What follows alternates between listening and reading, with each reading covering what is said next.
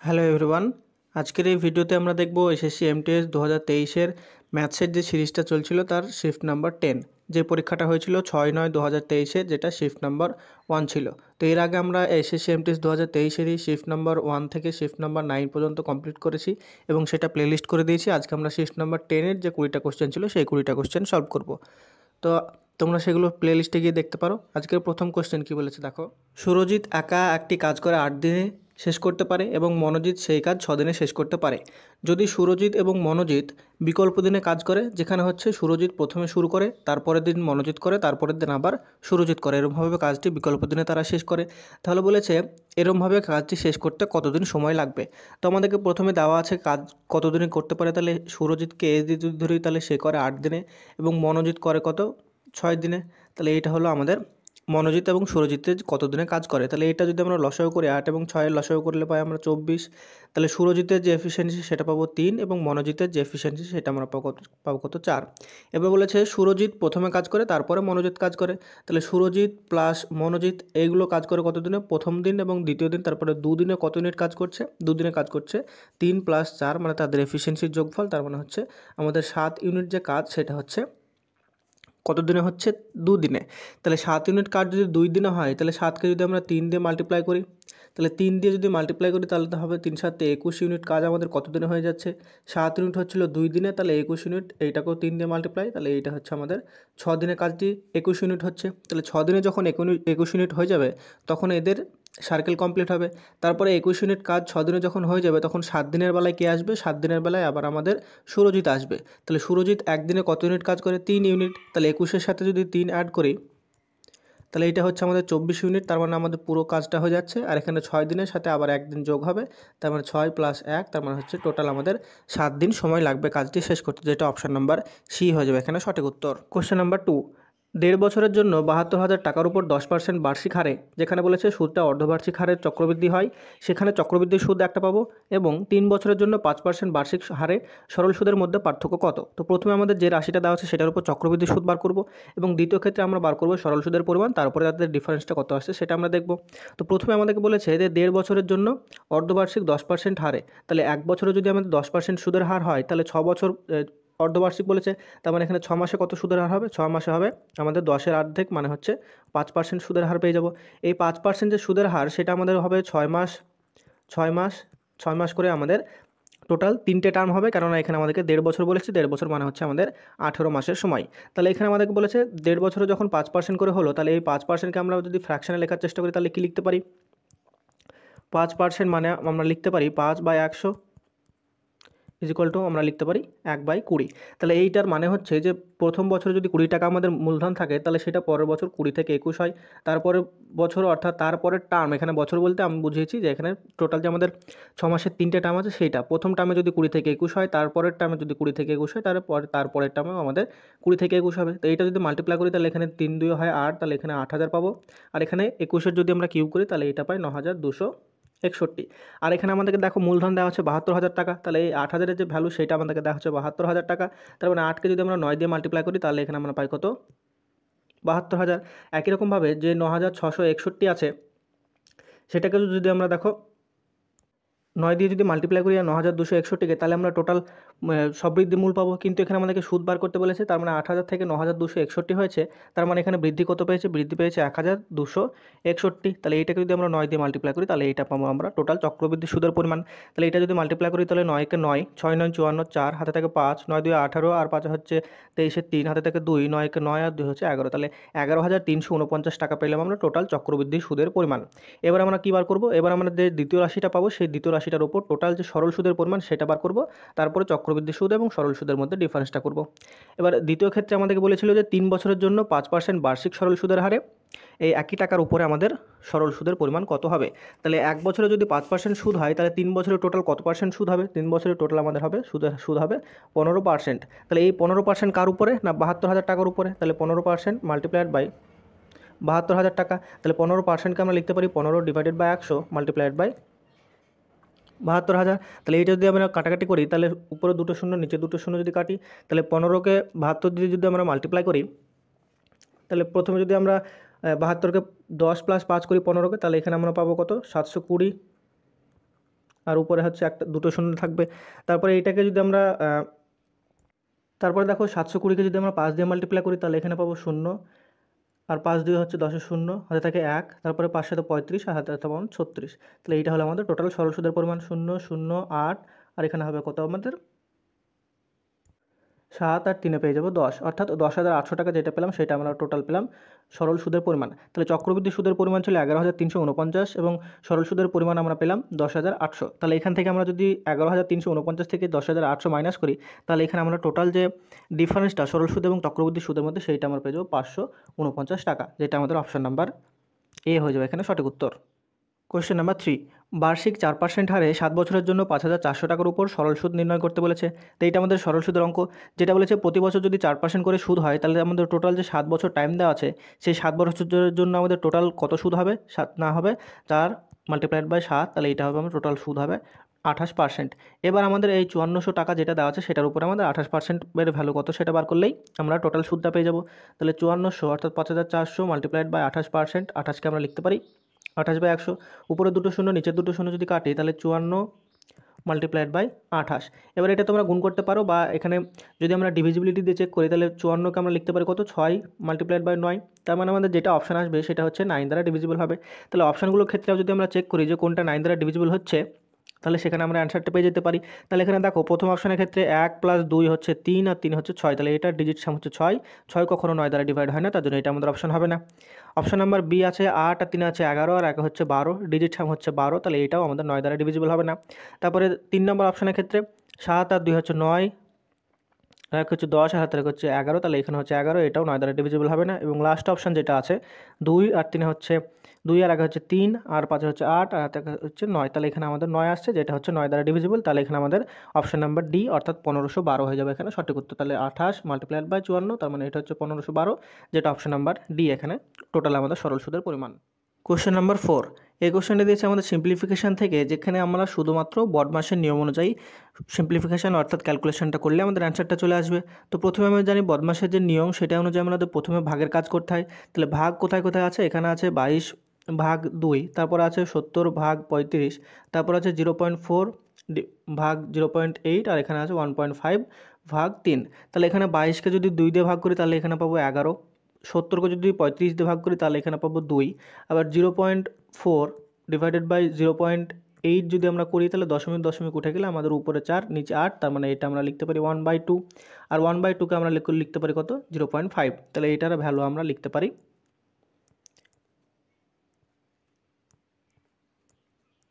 0.5। আবার দেখো এখানে আছে কত 1.5কে যদি আমরা 3 দিয়ে ভাগ করি তাহলে এটাও আমরা পাই কত 0.5 পাবো, প্লাস হচ্ছে 1। তাহলে এইগুলো সবগুলো যদি আমরা যোগ করি তাহলে কত পাচ্ছি দেখো, প্রথমে আমাদের ছিল 45 - 11, সমীকরণটা কী হলো সেটা যদি লিখি তাহলে 45 - 11 প্লাস 12 প্লাস 2 প্লাস এখানে 0.5, তার মানে এই দুটোকে আমরা প্লাস করে লিখতে পারি 1 + 1। তাহলে এইটা মাইনাস করলে বা প্লাস করলে আমাদের কত আসবে দেখো, এখানে যদি আমরা এখানে -11 আছে তাহলে, আর এখানে আছে -12, তাহলে এখানে আমরা +1 পাবো। তাহলে 45-এর সাথে যদি 1 করি তাহলে 46, আর এখানে হচ্ছে 4, তার মানে এটা হয়ে যাবে আমাদের 50 হয়ে যাবে অ্যান্সার, যেটা আমাদের অপশন নাম্বার বি এখানে হয়ে যাবে সঠিক উত্তর।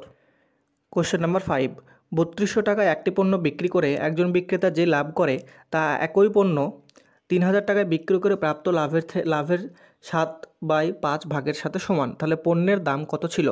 তো এখানে আমাদেরকে বলেছে যে আমরা টোটাল যে পণ্যটার দাম ছিল, অর্থাৎ কস্ট প্রাইস যদি কোনো বস্তুর আমরা পি ধরি, সেই পি থেকে বলেছে আমাদের 3200 টাকায় বিক্রি করলে কিছু পরিমাণ লাভ হয়।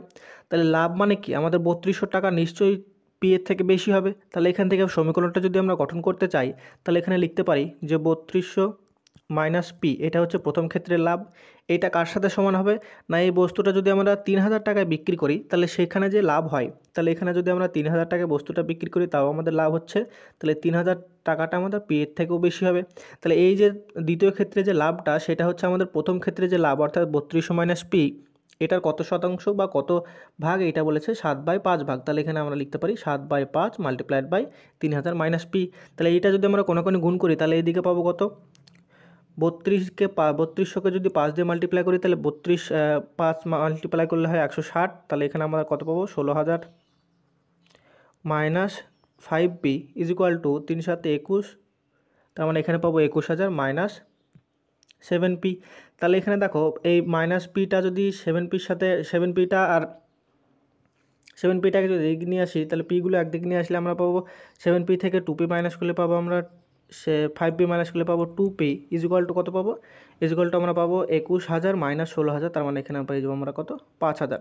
তাহলে p ইজ ইকুয়াল টু আমরা পাবো 5,000 বাই 2। তার মানে এখানে পেয়ে যাবো আমরা 2,500। তার মানে হচ্ছে 2500 টাকা হচ্ছে আমাদের যে বস্তুটা ছিল সেটার দাম। তাহলে এখানে আমাদের অপশান নাম্বার এ হয়ে যাবে সঠিক উত্তর। কোয়েশ্চেন নাম্বার 6, এ দৈনিক আয়ের 20% ব্যয় করে, যদি খরচ হচ্ছে 250 টাকা হয় তাহলে তার দৈনিক আয় কত। তো এখানে বলেছে এ একজন ব্যক্তি আছে, সে হচ্ছে দৈনিক আয়ের 20% ব্যয় করে। তাহলে এখানে আমাদের 20% ব্যয় করে, তার মানে 20% মানে আমরা লিখতে পারি 1/5। তাহলে এই 20% ব্যয় করে মানে হচ্ছে যদি তার আয় যদি আমাদের 5 ইউনিট হয় তাহলে সেই 5 ইউনিটের মধ্যে 1 ইউনিট খরচ করে। কিন্তু আমাদের এখানে খরচ করে কত বলেছে 250 টাকা। তাহলে এখানে আমাদের 1 ইউনিটের ভ্যালু 250 টাকা দেওয়া আছে। আর দৈনিক আয় মানে আমরা এখানে 5 ইউনিট, তাহলে 5 ইউনিটকে যদি আমরা 250 দিয়ে মাল্টিপ্লাই করি তাহলে এখানে আমরা টোটাল তার আয়টা পেয়ে যাব। তাহলে 250 মাল্টিপ্লাইড বাই 5, তার মানে এইটার মধ্যে হয়ে যাবে কত 1250 টাকা হচ্ছে তার দৈনিক আয়ের পরিমাণ, যেটা অপশান নাম্বার এতে দেওয়া আছে। কোশ্চেন নাম্বার 7, দুটি সংখ্যার অনুপাত আমাদেরকে দেওয়া আছে 2:5 এবং তাদের এলসিএম বা লসাগু দেওয়া আছে 80। তাহলে আমাদের সংখ্যাগুলি নির্ণয় করতে বলেছে। তো আমরা সংখ্যাগুলি যদি 2x এবং 5x ধরি, একটা সংখ্যা 2x এবং অপর সংখ্যা যদি 5x ধরি, তাহলে এখান থেকে আমরা লিখতে পারি তাদের যে এলসিএম অর্থাৎ লসাগু হবে 2 multiplied by 5 multiplied by x। এইটার ভ্যালু আমাদেরকে দেওয়া আছে 80। তাহলে x ইজিক্যালটা আমরা কত লিখতে পারি, এদিকে পাবো 10 আর এদিকে যদি কাটাকাটি করি তাহলে এখানে পাবো 8। তাহলে x ইজিক্যালটা আমরা লিখতে পারি কত 8। তাহলে সংখ্যাগুলি কত কত হবে, সংখ্যা আমরা একটা ধরেছিলাম 2x, তাহলে 2 × 8 মানে পেয়ে যাবো 16। আর একটা পেয়েছিলাম 5x, তাহলে 5 × 8 মানে পেয়ে যাবো 40। তাহলে এখানে আমরা কত পাবো, দুটি সংখ্যা হচ্ছে একটা হচ্ছে 16 এবং একটা হচ্ছে 40, যেটা অপশান নাম্বার সি হয়ে যাবে এখানে সঠিক উত্তর। কোশ্চেন নাম্বার 8, বলেছে একজন পুলিশ 108 মিটার দূর থেকে একজন চোরকে দেখেছে। চোর দৌড়াতে শুরু করে এবং পুলিশ তাকে তাড়া করে। যদি চোর এবং পুলিশের গতি দেওয়া আছে আমাদেরকে 21 কিলোমিটার/ঘন্টা এবং 23 কিলোমিটার/ঘন্টা, তাহলে পুলিশ চোরটিকে ছাপিয়ে যাওয়ার আগে চোরকে কত দূর দৌড়াতে হবে। মানে চোর এবং পুলিশ যদি তাড়া করে, এটা যদি থিপ ধরি, এইটা যদি পুলিশ ধরি, তাহলে যখন তাড়া করছে তখন তাদের মধ্যে ডিস্টেন্স দেওয়া ছিল 108 মিটার। তাদের স্পিড দেওয়া আছে 21 কিলোমিটার/আওয়ার এবং 23 কিলোমিটার/আওয়ার।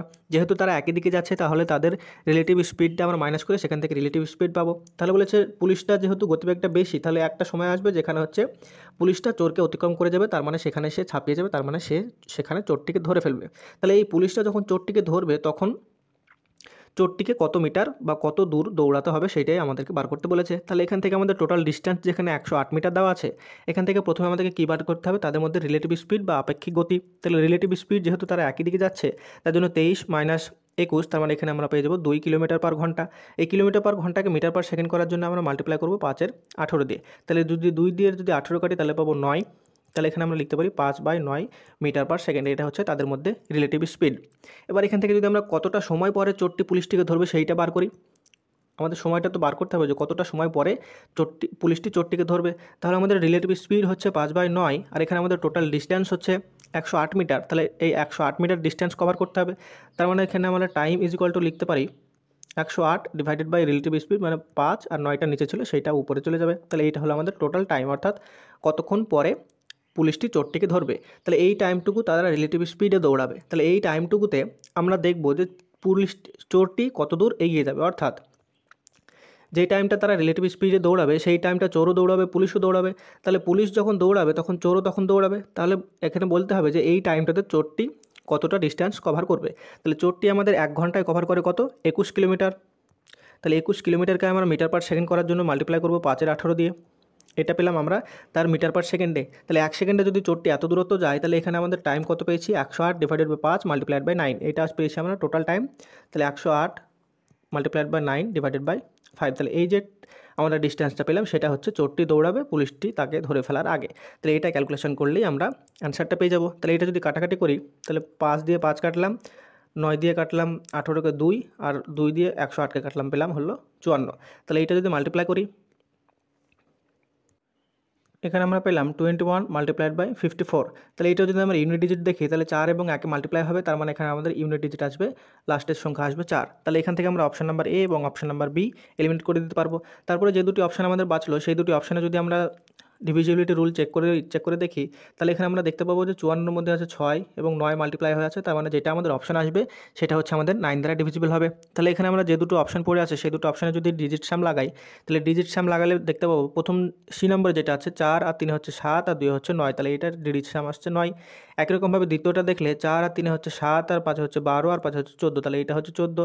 তাহলে ডিজিট সাম যেটা 9 দ্বারা ডিভিজিবল হবে সেই সংখ্যাটাকেও আমরা 9 দ্বারা ডিভিজিবল করতে পারবো। তাহলে এখানে অপশন নাম্বার সি 9 দ্বারা ডিভিজিবল, কিন্তু অপশন নাম্বার ডি 9 দ্বারা ডিভিজিবল হবে না। তাহলে এখানে আমাদের অপশন নাম্বার সিটা হয়ে যাবে কারেক্ট অ্যান্সার এবং অপশন নাম্বার ডিটা আমাদের লিমিট হয়ে যাবে। তাহলে এখানে আমরা লিখতে পারবো 1134 মিটার হচ্ছে চোরটিকে দৌড়াতে হবে, পুলিশটি তাকে ধরে ফেলার আগে। তাহলে এখানে আমাদের অপশন নাম্বার সি হয়ে যাবে সঠিক উত্তর। কোশ্চেন নাম্বার 9, এক্স 3 মিনিটে 8 পৃষ্ঠা টাইপ করতে পারে এবং ওয়াই 5 মিনিটে 3 পৃষ্ঠা টাইপ করতে পারে। তাহলে একসাথে কাজ করলে তারা 15 মিনিটে কটা পৃষ্ঠা টাইপ করতে পারবে সেটা বলেছে। তো এইটা আমাদের কী বার করব, প্রথমে এক্স দেওয়া আছে এবং ওয়াই দেওয়া আছে। বলেছে এক্স 3 মিনিটে টাইপ করে কতটা পেজ, 3 মিনিটে টাইপ করে 8টা পেজ। তাহলে এখানে এক্স 1 মিনিটে টাইপ করবে কত, 8/3 পেজ। এবং ওয়াইয়ের ক্ষেত্রে বলেছে 5 মিনিটে টাইপ করে 3 পেজ, তাহলে 1 মিনিটে সে টাইপ করবে কত, 3/5 পেজ। এটা হচ্ছে তাদের 1 মিনিটে, তার মানে এখান থেকে আমরা এটাকে আমরা এফিসিয়েন্সি বলে ধরতে পারি। তাহলে 1 মিনিটে এক্স এবং ওয়াই কত পৃষ্ঠা টাইপ করে সেইটা আমরা প্রথম বার করবো। তাহলে 8/3 প্লাস 3/5, এইটা হচ্ছে আমরা 1 মিনিটে তারা যৌথভাবে কতটা টাইপ করে। তাহলে এখানে যদি আমরা লসাগু করি তাহলে 15 পাবো লসাগু, তাহলে উপর হবে 5 × 8 = 40 আর এখানে পাবো 3 × 3 = 9। তাহলে এইটা আমরা কত পেয়ে যাবো, 49/15। এইটা হচ্ছে তারা হচ্ছে 1 মিনিটে দুজনে মিলে টাইপ করে। আর বলেছে 15 মিনিটে টাইপ করে কত, তাহলে এটাকে মাল্টিপ্লাই করবো 15 দিয়ে, তাহলে 15 যদি কাটি তাহলে 49 পৃষ্ঠা তারা 1 মিনিটে যৌথভাবে টাইপ করতে পারে, যেটা অপশন নাম্বার সি হয়ে যাবে এখানে সঠিক উত্তর। কোশ্চেন নাম্বার 10, বলেছে 260 টাকায় 4টি বই এবং 8টি কলম কেনা হয়েছে। যদি একটি বইয়ের গড় মূল্য 35 টাকা হয় তাহলে একটি কলমের গড় মূল্য কত হবে। তো এখানে আমরা কি করব, দেখো আমাদেরকে বলা আছে যে একটি বইয়ের গড় মূল্য মানে প্রতিটি বইয়ের মূল্য আমাদেরকে দেওয়া আছে 35 টাকা, আর এখানে বলেছে কলমের গড় মূল্য। তাহলে কলমের গড় মূল্য যদি আমরা এক্স ধরি তাহলে সমীকরণটা কী হবে, দেখো বলেছে 8টি কলম কেনা হয়েছে এবং 4টি বই কেনা হয়েছে। তাহলে 4 মাল্টিপ্লাইড বাই একটি বইয়ের দাম হচ্ছে 35, তাহলে 4 মাল্টিপ্লাইড বাই 35 প্লাস 8টা কলম আর একটা কলমের দাম যদি আমরা এক্স ধরেছি তাহলে এইটা ইজগলটা আমাদের কাছে আছে টোটাল 260 টাকা। তাহলে এখান থেকে আমরা লিখতে পারি 8x = 260 মাইনাস 35কে 4 দিয়ে মাল্টিপ্লাই করলে এখানে আমার 35 দুগুণ হচ্ছে 70, তাহলে 4 দিয়ে মাল্টিপ্লাই করলে আমরা পাবো কত, 140। তাহলে 8x = আমরা লিখতে পারি 120। তাহলে x = 120 ডিভাইডেড বাই 8, তার মানে এইটা হয়ে যাবে আমাদের 15 টাকা, অর্থাৎ প্রতিটি কলমের গড় মূল্য 15 টাকা, যেটা অপশন নাম্বার সি হয়ে যাবে এখানে সঠিক উত্তর। কোশ্চেন নাম্বার 11, সমান দৈর্ঘ্যের দুটি ট্রেন একই দিকে 36 কিলোমিটার/ঘন্টা বেগে এবং 54 কিলোমিটার/ঘন্টা বেগে সমান্তরাল লাইনে চলেছে। যদি দ্রুতগামী ট্রেনটি 48 সেকেন্ডে ধীরগতির ট্রেনকে অতিক্রম করে তাহলে প্রতিটি ট্রেনের দৈর্ঘ্য কত হবে। তো এখানে আমাদের কয়েকটা জিনিস বোঝার আছে, যে আমাদের প্রথমে বুঝতে হবে যে রিলেটিভ স্পিডটা বা আপেক্ষিক গতিটা কী হবে। বলেছে কোন দিকে চলেছে, একই দিকে, তাহলে একই দিকে যদি চলে তাহলে তাদের যে রিলেটিভ স্পিড সেটা 54 থেকে 36 মাইনাস হবে। তার মানে এখানে যদি আমরা রিলেটিভ স্পিডটা বার করতে চাই তাহলে 54 মাইনাস 36, তার মানে এখানে আমরা পেয়ে যাবো কত, 18 কিলোমিটার/আওয়ার। এইটা পেয়ে যাবো আমরা রিলেটিভ স্পিড। এবার বলেছে যে দ্রুতগতির ট্রেনটি যদি 48 সেকেন্ডে ধীরগতির ট্রেনকে অতিক্রম করে তাহলে 48 সেকেন্ডে টোটাল যে ডিস্টেন্স কভার করছে সেটা কত হচ্ছে না, যখন আমরা দুটো ট্রেন পাশাপাশি চলবে সেটা বিপরীত দিকে হোক বা একই দিকে হোক তখন তাদের মধ্যে যে টোটাল যে ডিস্টেন্সটা অতিক্রম করবে সেটা হচ্ছে ট্রেন দুটির দৈর্ঘ্যের সমষ্টি। তাহলে বলেছে দুটো ট্রেনের দৈর্ঘ্য যদি সমান হয় এবং একটা ট্রেনের যে লেন্থ সেটাকে যদি আমরা ধরি তাহলে টোটাল ডিস্টেন্স কত কভার করছে সেটা হচ্ছে 2a, অর্থাৎ দুটো ট্রেনের দৈর্ঘ্যের যে যোগফল সেটা সমান হচ্ছে আমাদের টোটাল অতিক্রান্ত দূরত্ব, এটা হচ্ছে। তাহলে টোটাল অতিক্রান্ত দূরত্বকে যদি আমরা স্পিড দিয়ে ভাগ করি তাহলে সেখানে আমাদের সময় কত দেওয়া আছে, 48। তাহলে এখান থেকে আমরা রিলেটিভ স্পিডটাকে যদি সেকেন্ডে করতে চাই, মিটার/সেকেন্ডে করতে চাই, তাহলে 18কে যদি 5/18 দিয়ে মাল্টিপ্লাই করি, অর্থাৎ আমরা টোটাল 5 মিটার/সেকেন্ড এইটা পেয়ে যাবো আমরা রিলেটিভ স্পিড, যেটা হচ্ছে মিটার/সেকেন্ডে। তাহলে এখানে আমরা কি পাবো, টোটাল ডিস্টেন্স আছে 2a, তাহলে 2a ডিভাইডেড বাই তাদের রিলেটিভ স্পিড হচ্ছে 5, এইটা আমাদের টাইম দেওয়া আছে 48 সেকেন্ড। তাহলে এখান থেকে 2 দিয়ে যদি 48 কাটি তাহলে এখানে পাবো 24। তাহলে এ আমরা পেয়ে যাবো কত, 24 মাল্টিপ্লাইড বাই 5, তাহলে এখানে আমরা পেয়ে যাবো কত, 120 মিটার। এইটা হচ্ছে আমাদের প্রত্যেকটা ট্রেনের লেন্থ, যেটা অপশন নাম্বার ডি এখানে সঠিক উত্তর। কোশ্চেন নাম্বার 12, 1.5, 4.8 এবং 8-এর চতুর্থ সমানুপাতি কত? তো আমাদেরকে চতুর্থ সমানুপাতির যে কনসেপ্ট সেটা হলো, যদি আমাদেরকে 4টে সংখ্যা দেওয়া থাকে a by B is equal to C by D, এরকমভাবে যদি আমরা সমানুপাতি 4টে সংখ্যা দেওয়া থাকে তাহলে এখান থেকে আমরা চতুর্থ সমানুপাতি বা ডি এর ভ্যালুটা লিখতে পারি বি সি ডিভাইডেড বাই এ, অর্থাৎ মাঝের দুটোকে মাল্টিপ্লাই করে আমাদের প্রথমটাতে ডিভাইড করলে আমরা চতুর্থ সমানুপাতিটা পাই। তাহলে এই ক্ষেত্রে আমাদের চতুর্থ সমানুপাতি সমান কত হবে, এইটা আমরা পাবো 4.8 মাল্টিপ্লাইড বাই 8 ডিভাইডেড বাই 1.5। তাহলে 1.5-এর দশমিক আর 4.8-এর যে দশমিক সেটা যদি আমরা উঠিয়ে দিই তাহলে এখানে আমরা যদি কাটাকাটি করি তাহলে 15কে 3 দিয়ে কাটলে পাবো 5, আর এখানে 48কে 3 দিয়ে কাটলে পাবো এখানে কত, 3 ষোলো 48। তাহলে এইটা হচ্ছে আমাদের অ্যান্সার। তাহলে এইটা যদি উপরে যদি 16কে যদি 8 দিয়ে মাল্টিপ্লাই করি তাহলে 8 16 হয় 128 ডিভাইডেড বাই 5। তাহলে এইটা যদি 5 দিয়ে যদি মাল্টিপ্লাই করি তাহলে অপশানগুলো দেখো কাছাকাছি আছে, সেইটাকেও আমরা এলিমিনেট করব। তাহলে 5কে যদি 25 দিয়ে মাল্টিপ্লাই করি তাহলে 5 5 হয় 125, তাহলে এটা 25 পয়েন্ট সামথিং আসবে। আবার 5কে যদি 26 দিয়ে মাল্টিপ্লাই করি তাহলে সেটা আমাদের 130 বেশি হয়ে যাচ্ছে, তার মানে আমাদের 25.6 অর্থাৎ 25.6 অর্থাৎ অপশান নাম্বার এ হয়ে যাবে আমাদের এখানে সঠিক উত্তর। কোশ্চেন নাম্বার 13, যদি একটি ত্রিভুজের বাহুগুলির অনুপাত 3:4:5 হয় এবং এর পরিসীমা হয় 24 মিটার, তাহলে এখান থেকে আমরা ত্রিভুজের ক্ষেত্রফলটা কত পাবো? তো এখানে আমাদের যারা একটু জ্যামিতিটা জানে তাদের 3:4:5 যে রেশিওটা দেওয়া আছে সেটা দেখেই একটা মাথায় আমাদের কথা আসার কথা, যে হচ্ছে যে 3:4:5 যখন দেওয়া থাকবে 3 4 5 এইগুলো হচ্ছে একটা ট্রিপলেট বলতে বোঝায় যে সমকোণী ত্রিভুজের যে বাহুগুলি হয় সেগুলো যখন আমাদের একটা নির্দিষ্ট অনুপাতে থাকে তখন আমরা তাদেরকে দেখেই বলে দিতে পারি যে সেটা হচ্ছে একটা সমকোণী ত্রিভুজ। যেমন এখানে আমাদের অনুপাতটা দেওয়া আছে 3:4:5, তাহলে এই ক্ষেত্রে যদি আমরা 3 স্কোয়ার প্লাস 4 স্কোয়ার যদি করি তাহলে এখানে পাবো 9 আর এখানে পাবো 16। তাহলে এইটা ইকুয়াল টু যদি আমরা 25 লিখি তাহলে এই 25কে আমরা লিখতে পারি কত, 5 স্কোয়ার। তার মানে 3 square plus 4 square equal to আমরা 5 স্কোয়ার লিখতে পারি। তাহলে এই আকারে যখন কোনো আমরা ত্রিভুজের বাহুগুলিকে প্রতিষ্ঠা করতে পারি বা প্রমাণ করতে পারি তখন সেক্ষেত্রে আমরা বলতে পারি যে ত্রিভুজটি হচ্ছে একটি সমকোণী ত্রিভুজ। তাহলে এখানে যেহেতু সমকোণী ত্রিভুজ দেওয়া আছে তার জন্য আমাদের সমকোণী ত্রিভুজের যে ক্ষেত্রফল বা এরিয়ার যে ফর্মুলা তাহলে সেইটা হয় half into base into height, অর্থাৎ 1/2 ইন্টু ভূমি গুণিত উচ্চতা। এইটা হচ্ছে আমাদের সমকোণী ত্রিভুজের ক্ষেত্রফলের ফর্মুলা। তাহলে এখানে আমাদের যে ত্রিভুজ বাহুগুলোর অনুপাত দেওয়া আছে সেখান থেকে পরিসীমা দেওয়া আছে, তাহলে আমাদের টোটাল বাহুগুলির যে পরিমাপ সেগুলো কত হবে আমরা বার করবো। তাহলে এখানে আমাদের টোটাল যে অনুপাতগুলো দেওয়া আছে সেটা হচ্ছে 3 আর 4 হচ্ছে 7 আর 5 হচ্ছে 12। তাহলে পরিসীমা মানে হচ্ছে 3টের যোগফল। তাহলে এই 12 ইউনিটের ভ্যালু আমাদেরকে দেওয়া আছে 24 মিটার। তাহলে 1 ইউনিটের ভ্যালু কত হবে, 1 ইউনিটের ভ্যালু হবে 2 ইউনিট। তাহলে বাহুগুলি আমাদের হবে 3 ইকুয়াল টু আমাদের 2 দিয়ে যেহেতু মাল্টিপ্লাই করতে হবে তাহলে এটা হচ্ছে 6 মিটার। তারপরে 4 ইউনিটের ভ্যালু হবে আমাদের 8 মিটার এবং 5 ইউনিটের ভ্যালু হবে আমাদের হচ্ছে 10 মিটার। তাহলে এইগুলো হচ্ছে আমাদের বাহুগুলির পরিমাণ 6 মিটার, 8 মিটার এবং 10 মিটার। তাহলে এখান থেকে যদি আমরা এবার ক্ষেত্রফলটা বার করতে চাই তাহলে এই ইকুয়ালটা আমাদের কত হবে, এইটা যদি সমকোণী ত্রিভুজ হয় তাহলে এইটা হচ্ছে 6, এটা যদি 8 তাহলে এইটা হবে 10। তাহলে হাফ ইন্টু ভূমি মানে হচ্ছে 8 আর উচ্চতা মানে হচ্ছে 6। তো এটা যদি মাল্টিপ্লাই করি তাহলে 2 দিয়ে যদি 6কে কাটি তাহলে পাই 3, তাহলে 3 আর হচ্ছে 24। তাহলে এটা হচ্ছে আমাদের 24 মিটার স্কোয়ার পেয়ে যাবো আমরা ত্রিভুজটির ক্ষেত্রফল, যেটা অপশন নাম্বার ডি এখানে সঠিক উত্তর। কোশ্চেন নাম্বার 14 বলেছে একজন ব্যাটসম্যান 13তম ইনিংসে 96 রান করে, তার ফলে তার যে গড় রান সেটা হচ্ছে 3 করে বৃদ্ধি পায়। তাহলে 13 ইনিংসের পরে তার টোটাল যে গড় রান সেটা কত ছিল আমাদেরকে বার করতে বলেছে। তো এখানে আমরা যদি ধরি যে 13তম ইনিংসের পরে তার গড় রান আমাদের 96 ছিল, এটা ধরলাম। তাহলে এখানে 96 কি তার গড় রান হতে পারে? হতে পারে না, কারণ হচ্ছে তার যখন 96 রান 13তম ইনিংসে করে তখন তার গড় রান 3 করে বৃদ্ধি পায়। 3 করে বৃদ্ধি পায় মানে আমাদের আগে যে 12টা ইনিংস সে খেলেছে সেই 12টা ইনিংসের যে গড় রান ছিল সেগুলো আমাদের 3 করে বৃদ্ধি পায়। তাহলে এই 96 রানের মধ্যে আমাদের 12 মাল্টিপ্লাইড বাই 3, তার মানে এই যে 36 রান, এই 36 রান আমাদের কিসে কাজে লাগছে না, এই 36 রান কাজে লাগছে যে 12টা ইনিংস সে আগে খেলেছিল সেই ইনিংসের প্রত্যেকটা ইনিংসের রানকে সে 3 করে বৃদ্ধি করছে। তাহলে এই যে 36 যে রান সেই 36 রান আমাদের 12টা ইনিংসের গড়কে টেনে আমাদের আনছে কোথায়, টেনে আনছে এই 96 রানের কাছাকাছি। তাহলে সেইখানে এই 36 যে রান 96-এর মধ্যে সেই 36 রান আমাদের নষ্ট হচ্ছে কোথায়, এই 12টা ইনিংসের রানকে আমাদের 3 করে বৃদ্ধি করতে।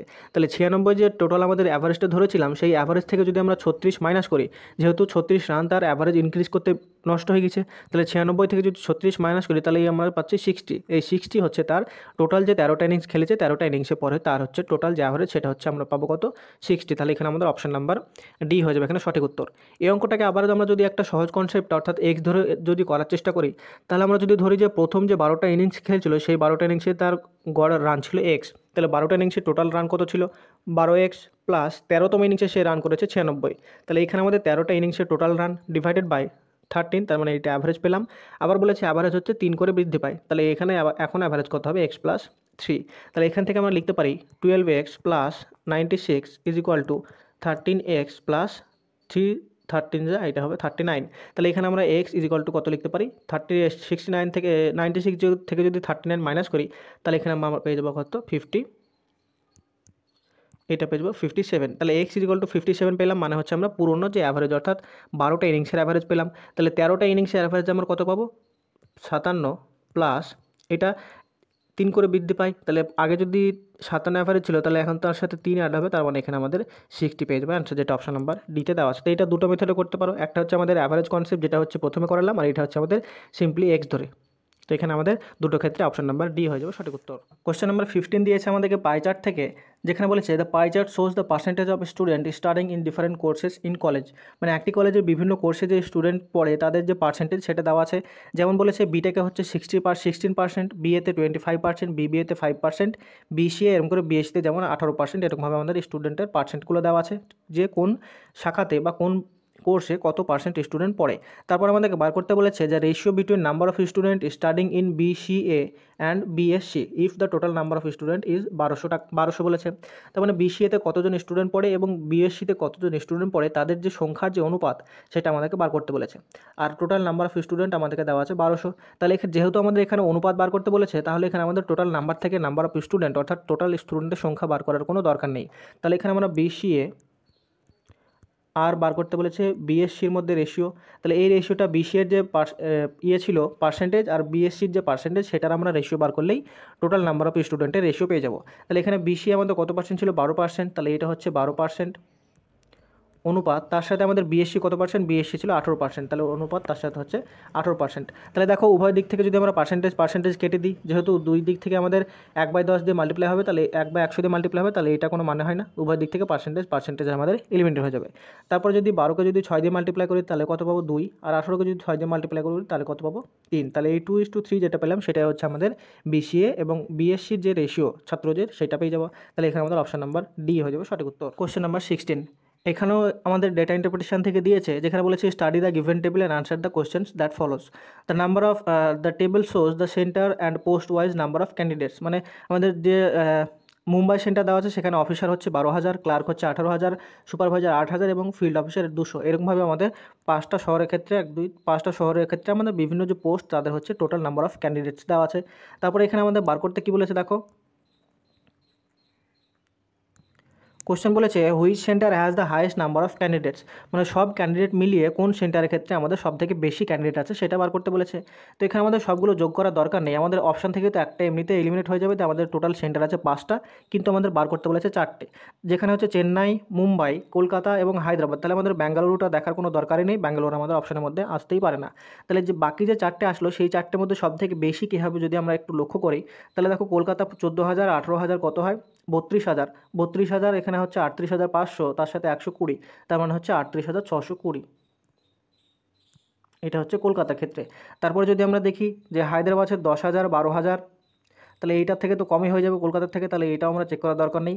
তারপরে চেন্নাই যদি দেখি তাহলে 10,000, 18,000 আর 6,000 কত হচ্ছে 10 আর 8 হচ্ছে 18 আর 6 হচ্ছে 24,000, 38,000 থেকে অনেক কম, তাহলে এইটাও আমাদের ক্যান্সেল হয়ে গেল। তারপর দেখো এটা কাছাকাছি হতে পারে, কেননা 12,000 আর 18,000 আছে, 12,000 18,000 করলে আমরা পাই কত 30,000, আর এখানে হচ্ছে 8,000, তার মানে হচ্ছে 38,000, 38,000 তার সাথে 200 যদি অ্যাড করি তাহলে এটা পাচ্ছি আমরা 38,200টা ক্যান্ডিডেট হচ্ছে আমাদের মুম্বাইয়ের ক্ষেত্রে। কিন্তু আমাদের দেখো কলকাতার যে ক্যান্ডিডেট সেটা হচ্ছে 38,620 আর মুম্বাইটা এলো আমাদের 38,200, তাহলে এখানে আমাদের সব থেকে বেশি হচ্ছে কলকাতার ক্ষেত্রে, যেটা অপশন নাম্বার সি হয়ে যাবে এখানে আমাদের। তো এখানে যেহেতু কলকাতাটা সব থেকে বেশি আর আমাদের সব থেকে বেশি ক্যান্ডিডেট কোথায় আছে সেটাই বার করতে বলেছিল, তার জন্য এখানে আমাদের অপশন নাম্বার সি কলকাতা হয়ে যাবে সঠিক উত্তর। কোশ্চেন নাম্বার 17 একটি নির্দিষ্ট টাকা 2:5:7 অনুপাতে এ, বি এবং সি এর মধ্যে ভাগ করতে হবে, কিন্তু ভুলবশত এটি 5:2:7 অনুপাতে বিভক্ত হয়ে যায়। তো এই জন্য বি 150 টাকা হারায়, মানে বি এর 150 টাকা লস হয়। তাহলে আমাদের টোটাল যে টাকার পরিমাণ সেটা কত ছিল?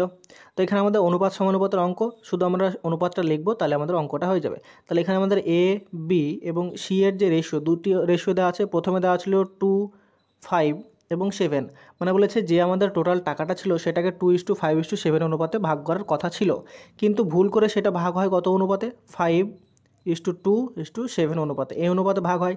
তারপর বলেছে বি 150 টাকা লস হয়, মানে বি এর 150 টাকা কম পায়। তাহলে বি এর যে প্রথম ক্ষেত্রে যে রেশিও সেটা ছিল 5, এবং দ্বিতীয় ক্ষেত্রে যে রেশিও সেটা ছিল, আমাদের ভুল করে যে রেশিওটা লিখেছি সেটা লিখেছিলাম আমরা কত? 2 ইউনিট। তাহলে 5 থেকে যদি 2 ইউনিট মাইনাস করি তাহলে এখানে আমাদের 3 ইউনিটের লস হওয়ার কথা, কিন্তু এই 3 ইউনিটের যে ভ্যালু সেটা দেওয়া আছে আমাদেরকে কত? 150 টাকা। তাহলে 3 থেকে 150 কী করে যাব না, এটাকে যদি 50 দিয়ে মাল্টিপ্লাই করি তাহলে আমরা এখানে 3 ইউনিটের ভ্যালু আমরা পেয়ে যাচ্ছি কত? 150 টাকা। তাহলে বলেছে আমাদের টোটাল যে টাকার পরিমাণ সেটা কত হবে? তাহলে এখানে টোটাল টাকার যে পরিমাণ সেটা ছিল আমাদের কত? 2:5:7। তাহলে এখানে টোটাল অনুপাতটা কত হবে? 5 আর সাথে হচ্ছে 12 আর 2 হচ্ছে 14। তাহলে এই 14 ইউনিট হচ্ছে আমাদের টোটাল টাকার পরিমাণ। তাহলে 3 ইউনিটের ভ্যালু যদি 150 টাকা হয় তাহলে 1 ইউনিটের ভ্যালু কত হচ্ছে? 50। তাহলে 14 ইউনিটের ভ্যালু হবে 50 মাইনাস 50 মাল্টিপ্লাইড বাই 14। তাহলে এটা হচ্ছে 5 14 70 হয়, আর তার সাথে হচ্ছে একটা জিরো। তাহলে আমাদের টোটাল যে টাকার পরিমাণটা সেটা ছিল 700 টাকা, অর্থাৎ অপশন নাম্বার বি হয়ে যাবে এখানে সঠিক উত্তর। কোয়েশ্চেন নাম্বার 18, একটি ক্লাসে 20 জন ছাত্রের গড় ওজন ছিল 30.5 কেজি। 6 জন নতুন শিক্ষার্থী ক্লাসে যোগদান করায় গড় ওজন 2 কেজি করে বেড়েছে। তাহলে 6 জন যে নতুন শিক্ষার্থী অ্যাড হয়েছে তাদের গড় ওজন কত হবে? তো এখানে আমাদের একটা জিনিস লক্ষ্য করতে হবে যে আমাদের 20 জন যখন ছাত্র ছিল তখন যে গড় ওজনটা ছিল, কিছু সংখ্যক ছাত্র অর্থাৎ 6 জন এখানে অ্যাড হয়েছে, তার জন্য 20 কেজি করে বৃদ্ধি পেয়েছে। 2 কেজি করে বৃদ্ধি পেয়েছে, তার মানে 2 কেজি করে বৃদ্ধি পেয়েছে, তার মানেই হচ্ছে আমাদের যে 6 জন নতুন শিক্ষার্থী অ্যাড হয়েছে তারা হচ্ছে বেশি করে ওজন নিয়ে এসছে, তার মানে তাদের যে অ্যাভারেজ ওয়েটটা সেটা আমাদের 30.5 থেকে বেশি হবে। তাহলে এখানে আমরা কি বলবো যে প্রত্যেকের ওজন যদি আমাদের 2 কেজি করে বৃদ্ধি পায় তাহলে টোটাল কত ওজন বৃদ্ধি পেয়েছে? তাহলে এখানে আমাদের টোটাল যদি 2 কেজি করে বৃদ্ধি পায় কতজনের উপরে? না, প্রথমে যে 20 জন ছিল তাদের উপরে, এবং পরে যে 6 জন অ্যাড হয়েছে সেই টোটাল যে 26 জন স্টুডেন্ট হচ্ছে প্রত্যেকের উপরে আমাদের 2 কেজি করে ওজন বৃদ্ধি পেয়েছে।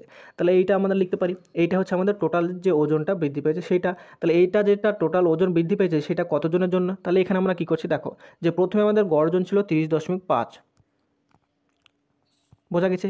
তারপরে এই 30.5টা হচ্ছে আমাদের টোটাল 20 জনের গড় ওজন ছিল। তারপরে যে ওজনটা যে বৃদ্ধি পেয়েছে সবার উপরে, সেই ওজনটা বৃদ্ধি পেয়েছে কত? 2 গুণিত 26, এইটা হচ্ছে টোটাল ওজন বৃদ্ধি পেয়েছে।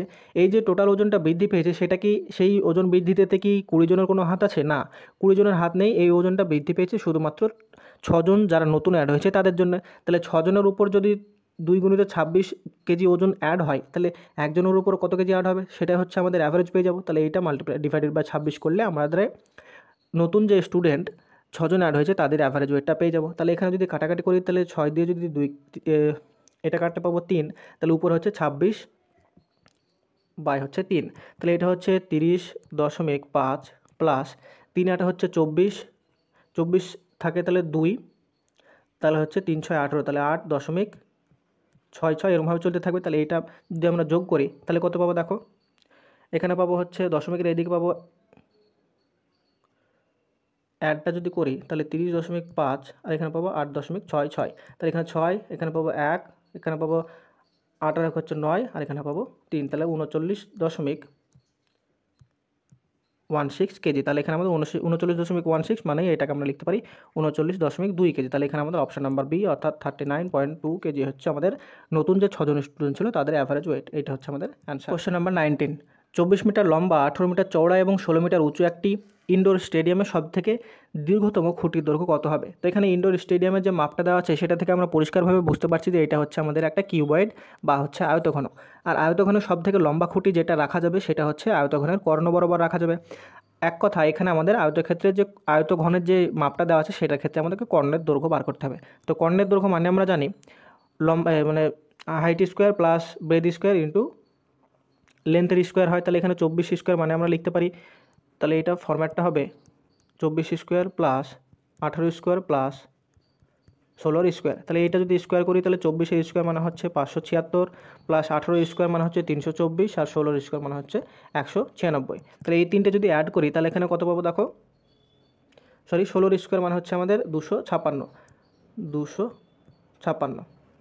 14 স্কোয়ার মানে হচ্ছে 196 হয়। তো এই তিনটে যদি অ্যাড করি তাহলে দেখো 6 আর 4 হচ্ছে 10 আর 6 হচ্ছে 16, 6 হাতে থাকে 1, তারপর 5 আর 2 হচ্ছে 7 আর 7 হচ্ছে 14, হাতে হচ্ছে 15, আর হচ্ছে 5 আর 3 8 আর 2 হচ্ছে 10 আর হাতে হচ্ছে 11, অর্থাৎ 1156। এইটা হচ্ছে আমাদের বর্গমূল করতে হবে। তো দ্বারা জানো 1156 বর্গমূল হয় আমাদের 34 মিটার। তাহলে এখানে আমাদের দীর্ঘতম যে লাঠির দৈর্ঘ্য সেটা পেয়ে যাবো 34 মিটার। আর এটা 1156 যে বর্গমূল সেটা যারা মুখস্থ নাই তারা কী করে বার করবে, এটা আমরা বর্গমূল করব। 1156 দেওয়া আছে, সেটাকে পেয়ার করবো, তাহলে 3 দিয়ে যদি ভাগ দিই তাহলে 3 3 9, এখানে থেকে 2 5 6 আর 3-এর ডবল এখানে 6, তাহলে এটা যদি 4 দিয়ে দিই তাহলে 4কে 64 মাল্টিপ্লাই করে 4 4 16, 4 6 24, আর থেকে 25, তাহলে 256। তাহলে এখানে আমাদের ভাগ মিলে যাচ্ছে, তার মানে হচ্ছে 34 মিটার হচ্ছে আমাদের দীর্ঘতম খুঁটির দৈর্ঘ্য, যেটা অপশন নাম্বার ডি হয়ে যাবে এখানে সঠিক উত্তর। কোশ্চেন নাম্বার 20, কিছু দামে একটি বই বিক্রি করে অঙ্কিতা 10% লাভ করে। বইটি যদি দ্বিগুণ দামে বিক্রি হয় তাহলে অঙ্কিতা লাভের শতাংশ কত হবে? তো এখানে আমরা প্রথমে 10%কে ভগ্নাংশে যদি ভগ্নাংশে পরিণত করতে চাইলে এটা হবে 10/100, তার মানে এটাকে আমরা লিখতে পারি 1/10। তাহলে এই ক্ষেত্রে অঙ্কটার ক্ষেত্রে আমরা সিপি অর্থাৎ কস্ট প্রাইস এবং সেলিং প্রাইসের যে রেশিও সেটা যদি বার করি তাহলে তার ক্রয় মূল্য যদি 10 হয় তাহলে সেইটাকে 10% লাভে বিক্রি করেছে, তার মানে 10 ইউনিটের জিনিস সে 11 ইউনিটে বিক্রি করেছে। তাহলে বলেছে এইটা হচ্ছে 11 ইউনিট বিক্রি করেছে। তারপর বলেছে বইটি যদি দ্বিগুণ দামে বিক্রি করে, দ্বিগুণ দামে বিক্রি মানে এইটা হচ্ছে আমাদের সেলিং প্রাইস, অর্থাৎ 11কে যদি আমরা দ্বিগুণ দামে বিক্রি করি তাহলে এটা বিক্রি করব কত, টোটাল হচ্ছে 22 টাকাতে, অর্থাৎ 22 ইউনিটে। তাহলে এখন লাভ কত হবে, তাহলে 10 টাকার জিনিস যদি আমরা 22 টাকায় বেচি তাহলে এখানে আমাদের টোটাল লাভটা কত হচ্ছে, লাভটা হচ্ছে আমাদের 12 ইউনিট। এই 12 ইউনিট লাভ হচ্ছে 10 ইউনিটের মধ্যে, তাহলে এটাকে মাল্টিপ্লাই করবো 100 দিয়ে পার্সেন্টেজের জন্য, তাহলে 0 0 কাটবে, তাহলে এখানে আমাদের টোটাল যে লাভ সেটা হয়ে যাবে 120%, যেটা আমাদের অপশন নাম্বার ডি হয়ে যাবে এখানে সঠিক উত্তর।